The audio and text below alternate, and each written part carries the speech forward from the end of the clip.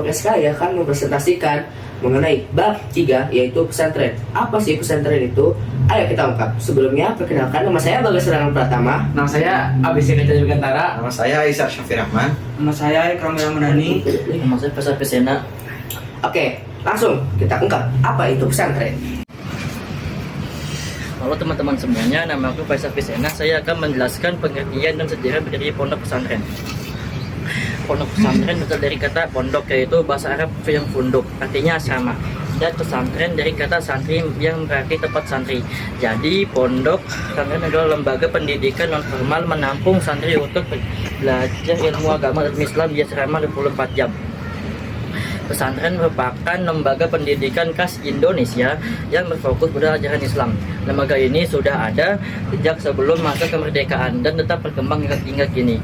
Meskipun berdampingan dengan sekolah madrasah, setiap pesantren memiliki kewenangan sendiri dalam menentukan kurikulumnya sesuai visi dan ciri khasnya. Sejarah pesantren tidak lepas dari peran Wali Songo pada abad ke-15 sampai 16 di Jawa. Mereka mengadopsi sistem belajar Islam. Orang pertama yang mendirikan pesantren adalah Syekh Maulana Malik Ibrahim atau Sunan Gresik sebagai tempat mendidik dan membina para santri. Sekian dari saya dan terima kasih. Jauh. Tujuan didirikannya pondok pesantren. Pondok pesantren pada dasarnya memiliki visi dan misi yang berbeda antara satu pesantren dengan pesantren yang lain. Akan tetapi jika dicermati secara umum, pondok pesantren di Indonesia memiliki 3 tujuan, yaitu pembentukan akhlakul karimah, penguatan kompetensi santri, dan penyebaran ilmu. 1. Pembentukan akhlakul karimah. Pondok pesantren sebagai lembaga pendidikan Islam bertanggung jawab atas pembentukan karakter santrinya. Kiai di pondok pesantren tidak hanya sekadar memimpin dan mengajar saja. Bagi para santri, kiai dianggap sebagai sosok panutan dalam segi akhlaknya. Di pesantren, para santri dibiasakan untuk selalu takzim dan hormat pada para kiai, ustadz, dan guru-gurunya. Kedua, menguatkan kompetensi santri.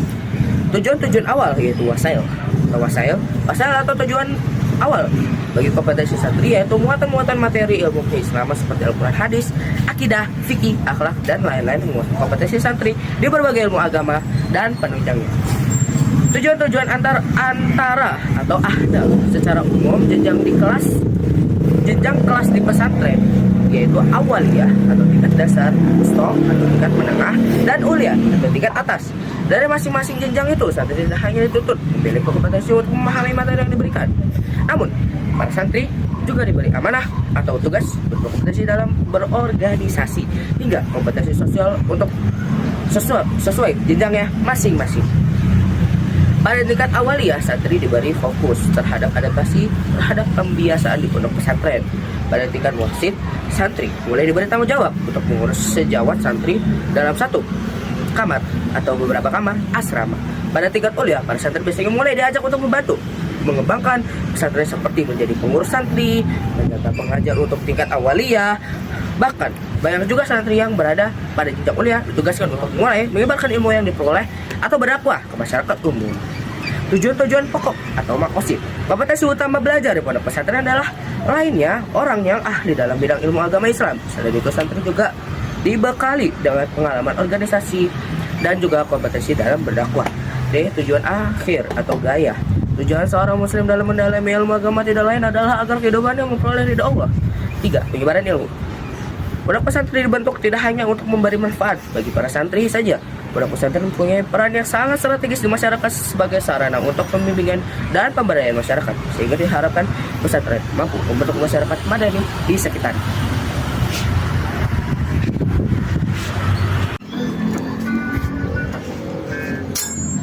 Di era modern, pesantren tetap memiliki peran penting dalam menjaga kemurnian ajaran Islam, membina akhlak generasi muda, serta melahirkan ulama dan cendekiawan muslim yang berilmu dan berakhlak. Pesantren juga menjadi tempat lahirnya pendakwah yang menyebarkan Islam secara bijak dan menyejukkan. Melalui ilmu, keteladanan, dan kedamaian, pesantren terus menjadi penyambung ajaran Islam di tengah masyarakat. Yang poin C.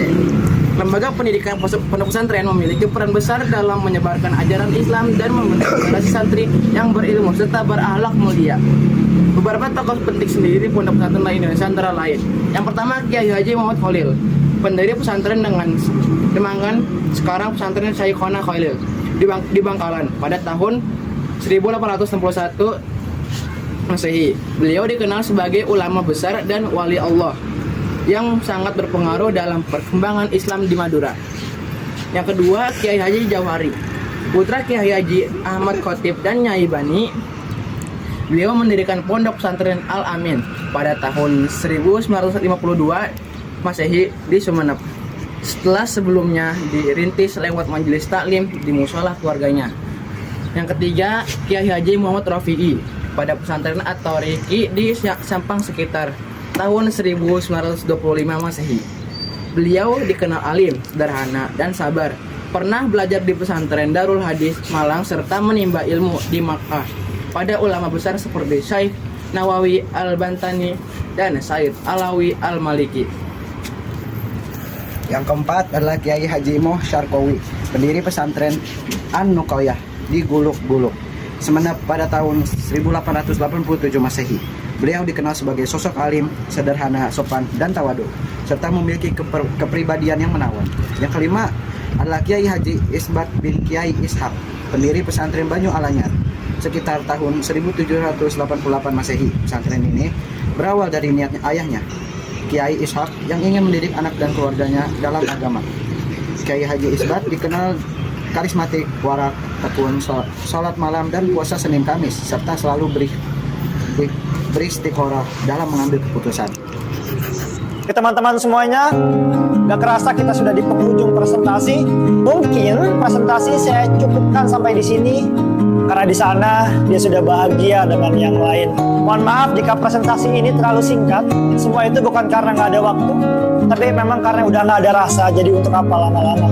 Pepatah mengatakan, jika ada sumur di ladang, bolehlah kita menumpang mandi. Bila ada umur yang panjang, percuma kalau kita nggak bisa balikan lagi. Rakit-rakit ke hulu, berenang-renang ke Bengkulu. Dia sudah berlalu, dan masa lalu bukanlah urusanku. Setiap cerita ada titiknya, setiap pertemuan ada akhirnya. Dan hari ini, izinkan saya untuk menutup dengan satu kalimat. Terima kasih.